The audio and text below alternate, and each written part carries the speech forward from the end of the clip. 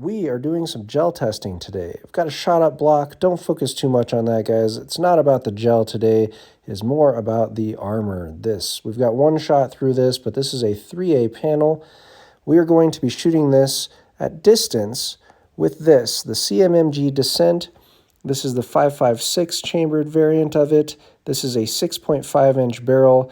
We know from our testing with the Maxim Defense, the 5.5-inch 5.56 build, that these 5.56 guns with any loading will defeat soft armor inside of home defense distances. But I wanted to know, where does that ability fall off? So what I've got here is just some cheapo 55 grain full metal jacket Wolf.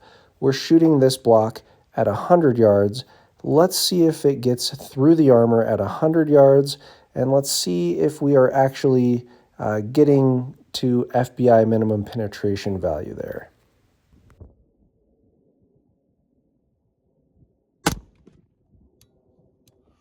All right, that's 5 in there. I can hear him slapping the armor there. Let's go see. All right, guys, I'm doing voiceover here because the wind is just so bad that you can't hear anything. Here is what I saw when I approached the block. You can see 1, 2, 3 up top, and then 4 and 5 new holes. There they are. Yeah, this definitely zipped straight through that armor at 100 yards, even with cheap Wolf, which is typically lower velocity, at least out of normal length barrels. You can see on top of the block here, we've got, I'm hitting high on the block. So sorry, 100 yards, bracing, taking quick shots. But there's 1, 2, 3, 4, and then our 5th shot just went just high, and it actually shredded the vest a little bit.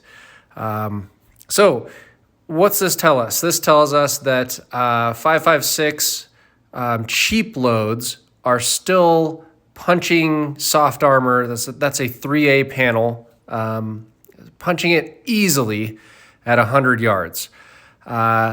You can see right here, there's a wound track in the gel. This actually measures out to 13 inches before it exits the gel, but I am 100% certain that this would go the full 16 inches through that gel after the 3A panel.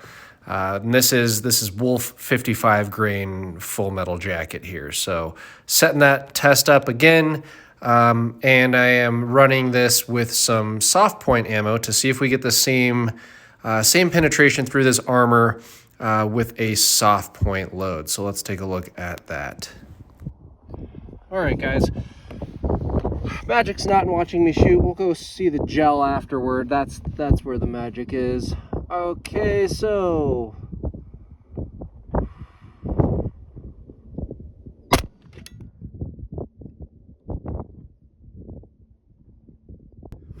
all right, guys, interesting result here. I found the vest on the ground.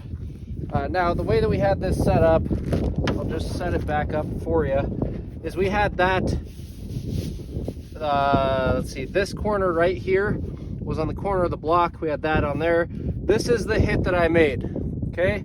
Now, with just Wolf, slow steel jacket FMJ, this vest had been defeated four times. Every single time it was hit, I'd defeat the vest, and that projectile would go all the way through the block. With soft point ammo at 100 yards, that is actually doing just a little bit faster out of these short barrels. I've got this impact here, and you can see right here, big old welt.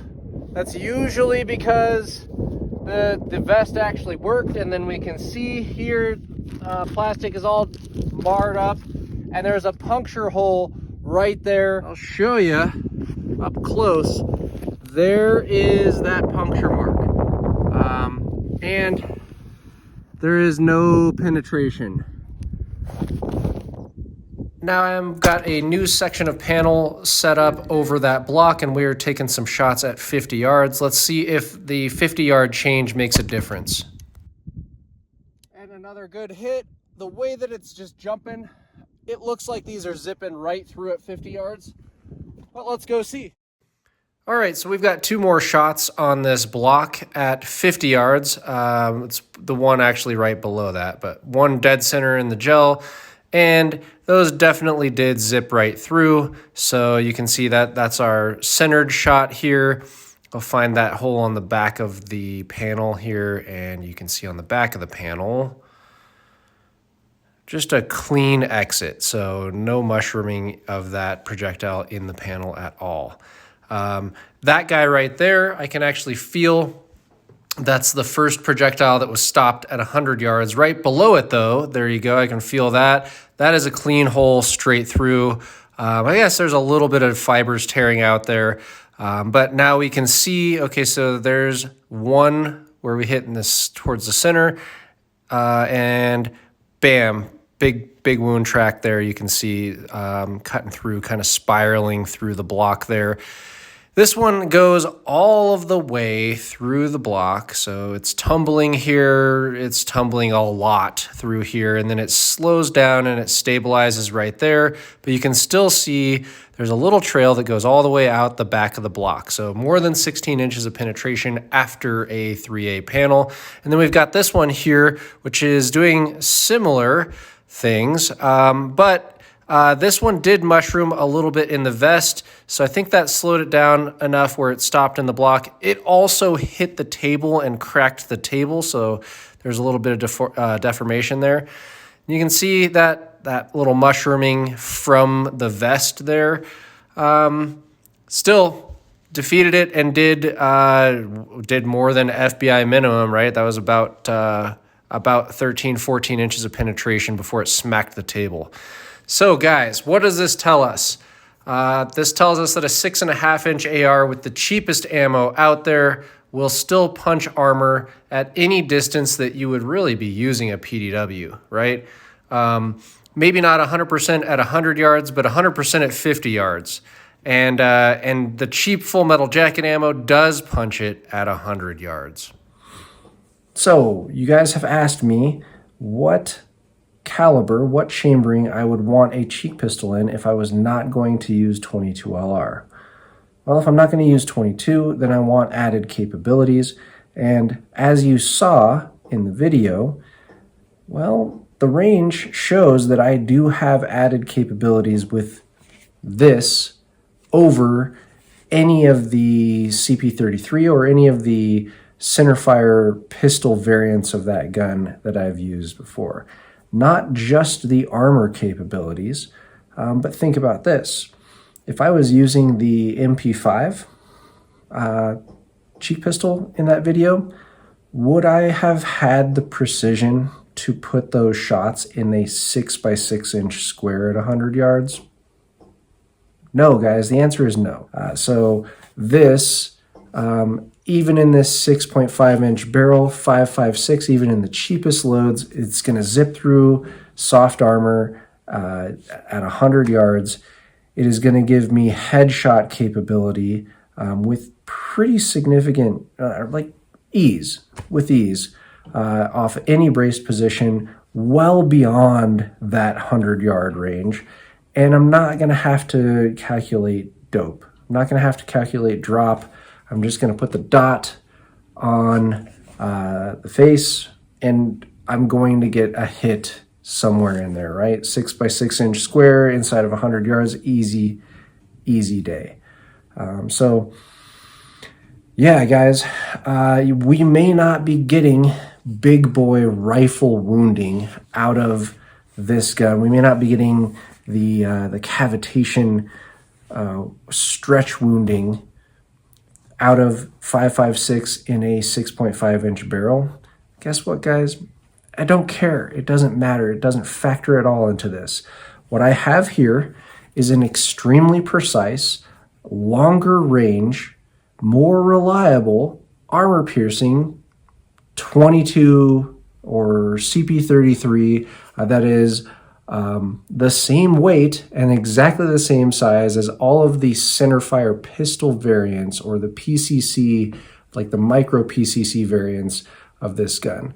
So is this the perfect way to go? I don't know, but as of right now, the existence of stuff like this means that all of the pistol caliber guns in the same size and weight range are just no. It's a no. You guys ask all the time about the caliber, what I would choose and what is the best for your bag gun or your compact cheek pistol for home defense. There it is. That is what I believe. I am going to be doing more videos on the CMMG Dissent. I'm going to shoot a whole lot more out of this, and I don't have a whole lot of rounds for this gun, but I'm loving it so far. Yeah, guys, we're going to go through it. In the comments, I want to know what you want to see from this gun. Any questions you have about the video, let me know. I also want to remind you one last time, like, subscribe, hit the buttons for notifications, go on to Patreon and show me some love there, and sign up for some training, demonstratedconcepts.com. Come to me for a class, or I'll go to you. If you want to host me, I'll go to your range and teach you in person. If you don't want to do that, remember, we got Zoom, we've got all of these video conference ways where I can do one-on-one training in the comfort of your own home. Reach out to me. Let's do it. Clone these builds, build your own. I know some of you guys are, but follow up and do the work. Take some training on how to actually run these guns, how to actually deploy these and get the most use out of these. Cool. All right, guys, as always, thank you for watching. Keep training. Stay safe.